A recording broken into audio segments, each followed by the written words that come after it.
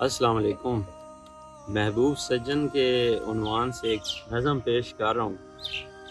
کہ اس حسین دل نشیں مسکراہٹ پہ، بلکہ اس کے قدموں کی ایک ہی آہٹ پہ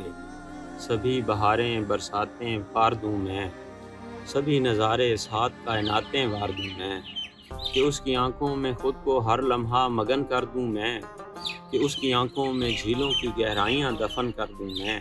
کہ اس کے ماتھے کو میں وسیع آسمان کہوں، کہ اس کے ماتھے کو میں یہ سارا کل جہان کہوں، کہ اس کے چہرے کی گلائی دیکھ کر چاند پھر سے تراشا جائے، کہ اس کے چہرے کو دیکھ کر دل دھڑکتا ہے بے تحاشا ہائے، کہ اس کے کان دیکھ کر نئے سرے سے شرک و غرب بنائے جائیں، کہ ان کے قصے کہانیاں چھینوں عرب جائیں، کہ کچھ اچانک ایسا ہو کہ صدیوں سے مرے مردے اٹھ جائیں، کہ اس کے یہ دو ہونٹ ہلیں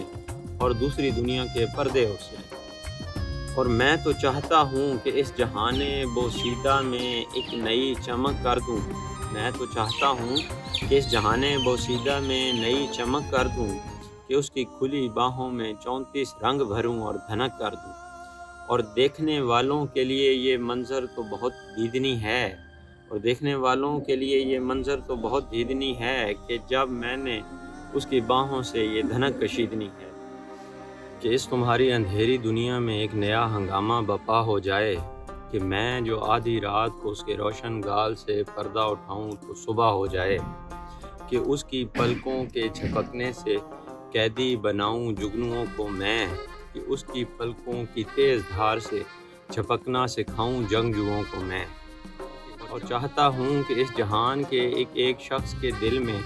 پہاڑوں سے محبت بڑی کر دوں، کہ اس کی خوبصورت گردن دیکھ کر نئی ایک نانگا پربت کھڑی کر دوں، اور گرمیوں کی حدت کو کم کرنے کا نسخہ پوچھے اگر کوئی میری رائے میں، کہ گرمیوں کی حدت کو کم کرنے کا نسخہ پوچھے اگر کوئی میری رائے میں،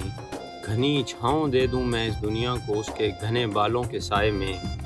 کہ اس کی سانسوں میں کھو جاؤں اور خود پہ سحر کر دوں میں، کہ اس کی سانسوں کی خوشبوؤں سے سارا جہان معطر کر دوں میں، اور چاہتا ہوں کہ دکھاؤں جادو آپ سب جناب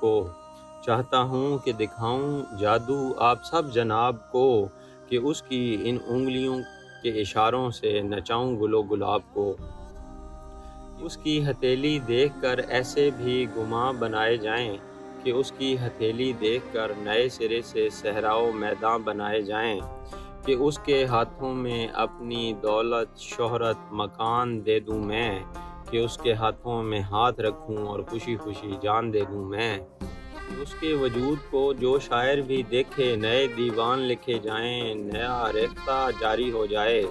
کہ اس کی فقط ایک ہی ہیلو جو سنائی جائے تو اس زمین پر سکتہ طاری ہو جائے۔